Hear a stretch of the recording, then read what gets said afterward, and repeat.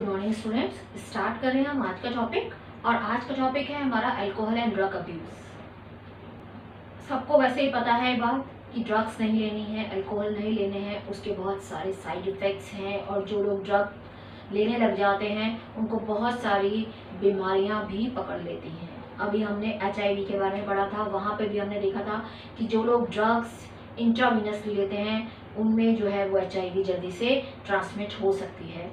तो इसलिए इसके बहुत सारे साइड इफ़ेक्ट्स हैं। उस पर्सन का जो मेंटल लेवल है बिल्कुल जो है वो ख़त्म हो जाता है, डिस्टर्ब हो जाता है। तो बेनिफिट तो बहुत कम है। बेनिफिट खाली है जैसे ड्रग के फॉर्म में, पेन किलर के फॉर्म में, सेडेटिव के फॉर्म में जहाँ दिया जा रहा है, सर्जरी में जहाँ दिया जा रहा है वहाँ है। नहीं तो इसके साइड इफ़ेक्ट्स हैं कि इसको यूज़ नहीं करना चाहिए। तो चलिए स्टार्ट करते हैं। पहले यहाँ पर एक छोटी सी ट्रिक है जिससे आपको सारी ड्रग्स पता चल जाए, वो है कोका। वैसे भी कोका आपको पढ़ना है तो कोका से आपको सारी ड्रग्स पता चल जाएंगी। C for cannabinoids, O for opiates, CA for coca alkaloids. तो तीन आपको यहाँ पर पढ़नी है। कौन कौन सी? Cannabinoids, opiates and coca alkaloids. तो कोका से आप याद रख लीजिए कैनाबिनॉइड्स, C से कैनाबिनॉइड्स, O से ओपिएट्स और CA से कोका में CA से कोका एल्कलॉइड्स। तो सबसे पहले स्टार्ट करते हैं हम ओपिएट्स से। जो ओपिएट्स है वो कहाँ बाइंड, जो ओपिएट ड्रग है वो कहाँ बाइंड होती है? उसके जो रिसेप्टर है, हर एक के लिए रिसेप्टर है रिसीव करने के लिए। जब वो ड्रग ली जाती है तो वो एक पर्टिकुलर रिसेप्टर उनको रिसीव करते हैं। तो जो ओपिएट्स है इसके रिसेप्टर सेंट्रल नर्वस सिस्टम और गैस्ट्रोइंटेस्टाइनल ट्रैक्ट में प्रेजेंट होते हैं। कहाँ प्रेजेंट है? Bind to specific receptors in CNS। CNS मतलब सेंट्रल नर्वस सिस्टम यानी ब्रेन और स्पाइनल कॉर्ड। एंड GI मैंने लिखा है गैस्ट्रो इंटेस्टाइनल ट्रैक्ट, GIT यानी शॉर्ट में लिख दिया है, यानी हमारा जो डाइजेस्टिव सिस्टम, इंटेस्टाइन, स्टमक वगैरह है वहाँ पर। तो क्या होगा जब ब्रेन में आ रहा है तो मीन्स वहाँ पर कुछ ना कुछ चेंज करेगा, मेंटली उसको डिस्टर्ब करेगा, कहीं ना कहीं वो ब्रेन को इफेक्ट कर रहा है। और वो क्या इफेक्ट है, उससे क्या होने वाला है वो हम अभी देखेंगे। ठीक है, तो ओपिएट्स कहाँ बाइंड होगी, उसके रिसेप्टर कहाँ प्रेजेंट है? सेंट्रल नर्वस सिस्टम और गैस्ट्रो इंटेस्टाइनल ट्रैक्ट में। तो जो मॉर्फिन है, ये मॉर्फिन कहाँ से निकाली जाती है? पॉपी प्लांट के लेटेक्स से। पॉपी प्लांट के लेटेक्स से निकाली जाती है मॉर्फिन। और पॉपी प्लांट का जो साइंटिफिक नेम है वो है पेपावर सोमनीफेरम। आप इजीली इसको लर्न कर सकते हैं। पॉपी यहाँ पर आ रहा है, पेपावर्ड और पॉपी जो है वो मिलते जुलते वर्ड हैं, आपको प्रॉब्लम नहीं होगी याद करने में। पॉपी, पेपावर्ड मिलते जुलते हैं एक दूसरे से। तो आप पूछ लेते हैं क्योंकि इस पे क्वेश्चन आता है। इसका पूछा जाता है कि क्या सोर्स है, कहाँ से निकाला गया है, कहाँ इसके रिसेप्टर है और इसका बॉडी पर इफेक्ट क्या होता है। 3 मार्क्स में इसके ऊपर क्वेश्चन आता है। तो पॉपी प्लांट साइंटिफिक नेम हो गया पेपावर सोमनीफेरम, साइंटिफिक नेम पूछे जाते हैं। और इसी को मॉर्फिन को जो एसिटाइलेशन किया जाता है यानी डाई एसिटिल, 2 एसिटिल मॉलिक्यूल जब इसमें जोड़े जाते हैं तो क्या बन जाती है? हेरोइन, या जिसको हम कॉमनली कहते हैं स्मैक। तो मॉर्फिन के एसिटाइलेशन से क्या बन जाती है? हेरोइन, जिसको हम कॉमनली स्मैक भी बोलते हैं। आपने अक्सर देखा होगा कि फिल्म में हमेशा दिखाते हैं वाइट पाउडर सा दिखाया जाता है। तो ये क्या होता है? वाइट, ऑर्डरलेस, बिटर, कड़वा होता है, क्रिस्टलाइन कंपाउंड होता है जिसको हम बोलते हैं हेरोइन या स्मैक। वो मॉर्फिन निकाली जाती है पॉपी प्लांट से, उसको एसिटाइलेशन किया जाता है, उससे ये हेरोइन और स्मैक बनते हैं। इसको स्नॉटिंग और इंजेक्शन, ज़्यादातर जितनी भी ड्रग्स हैं वो या तो इंजेक्शन के थ्रू इंट्रावीनसली ली जाती है या स्नॉटिंग ऐसे रख के और उसको स्नॉट करके ब्रीथ करके अंदर ली जाती है स्नॉटिंग के थ्रू। ज़्यादातर ड्रग्स ऐसे ही ली जाती हैं। तो ये इसका फंक्शन क्या है? ये डिप्रेसेंट है। इसके ऊपर भी क्वेश्चन आता है कि ये क्या करती है, बॉडी कौन से पार्ट को इफेक्ट करती है। तो ये डिप्रेसेंट है, स्लो डाउन बॉडी फंक्शन।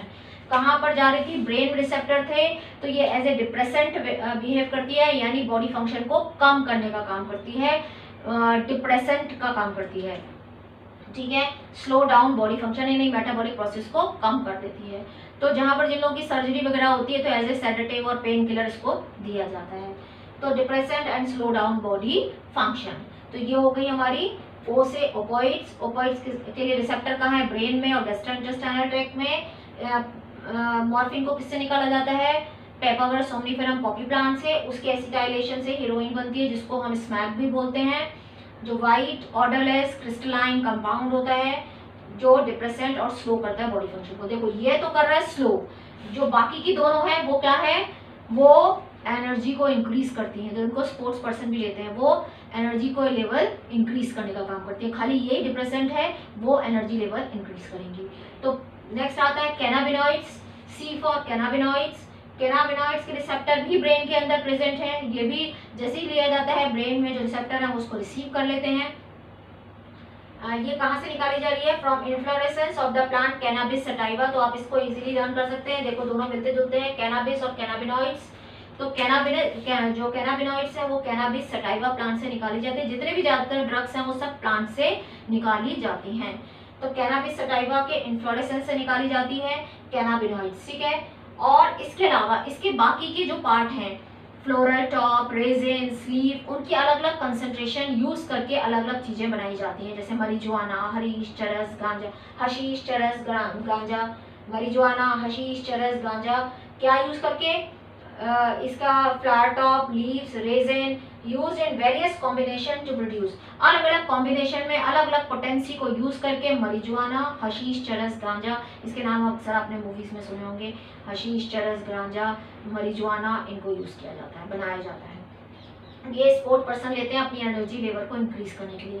तो कैनाबिनॉइड्स भी और कोका एल्कलॉइड दोनों जो है वो एनर्जी लेवल को बढ़ाने का काम करते हैं। तो इनको स्पोर्ट्स पर्सन अपने एनर्जी लेवल को इंक्रीज करने के लिए यूज करते हैं। तो पता चल गया किससे निकाला जाता है? कैनाबिनॉइड्स के रिसेप्टर भी ब्रेन में है। तो देखो ये भी ब्रेन में है, ये भी ब्रेन में है। ये एनर्जी लेवल इंक्रीज कर रहे हैं, ये डिक्रीज कर रहे हैं, ये डिप्रेसेंट है। ये कहाँ से निकाला जा रहा है? कैनाबिस सटाइवा से। और पॉपी किससे निकाला जा रहा है? पेपावर सोम्निफेरम से। ये इसके अलावा इसके रेजिन्स, लीव्स, फ्लावर टॉप, अलग अलग पोटेंसी से इसकी मरिजुआना, हशीश, चरस, गांजा बनाया जाता है।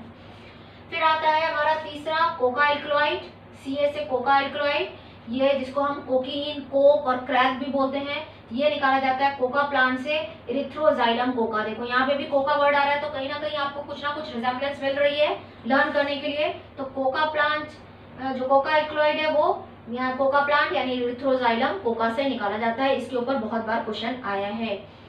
It interferes with the transport of neurotransmitter dopamine. Dopamine जिसको हैप्पी हार्मोन बोलते हैं, ये न्यूरोट्रांसमीटर है, यानी सिनेप्सिस के टाइम पर वहां पर रिलीज होता है और आगे सिग्नल ट्रांसमिट करता है। तो ये क्या करता है? उसको एम्पलीफाई कर देता है, बढ़ा देता है, ठीक है। तो बढ़ाने का काम करता है ये ड्रग। तो स्टिमुलेटिंग एक्शन ऑन सीएनएस, तो सीएनएस पर स्टिमुलेट करता है एक्शन को, क्योंकि उसने क्या कर दिया? उसके एम्पलीफाई कर दिया, तो सीएनएस को स्टिमुलेट कर देगा। सेंस ऑफ यूफोरिया, इसमें क्या होता है? सेंस ऑफ यूफोरिया यानी बिल्कुल एनर्जी लेवल बढ़ जाता है, बिल्कुल अच्छी वेल बीइंग वाली फीलिंग आती है, बिल्कुल इसका एनर्जी लेवल क्या होता है? बढ़ जाता है। एंड एक्सेसिव डोज से इसको क्या मिलता है? हेलुसिनेशन, मतलब दिन में भी जो है वो क्या देखने लग जाते हैं? डे ड्रीमिंग जिसको बोलते हैं, सपन, जो कुछ नहीं होता पर सब कुछ उसको दिख रहा होता है। कोई कुछ नहीं हो रहा होता पर उसको सब कुछ दिख रहा होता है, डे ड्रीमिंग होने लग जाती है, यानी एक्सेसिव डोज से हेलुसिनेशन इफेक्ट आने लग जाता है। कोका प्लांट हेलुसिनेशन हो गया। ये इसको भी, क्योंकि ये भी मैंने बताया था कि आपको एनर्जी लेवल को इंक्रीज करते हैं और ये भी एनर्जी लेवल को इंक्रीज करते हैं, तो ये भी स्पोर्ट्स पर्सन यूज करते हैं, इसको भी स्पोर्ट्स पर्सन यूज करते हैं, ठीक है। और जो कैनाबिनॉइड्स है वो किसको इफेक्ट करता है? ये भी कई बार पूछा जाता है, तो यहाँ पर आप याद रखिए जो कैनाबिनॉइड्स है उसको कार्डियोवास्कुलर, हमारा जो कार्डियोवास्कुलर सिस्टम है उसको इफेक्ट करती है।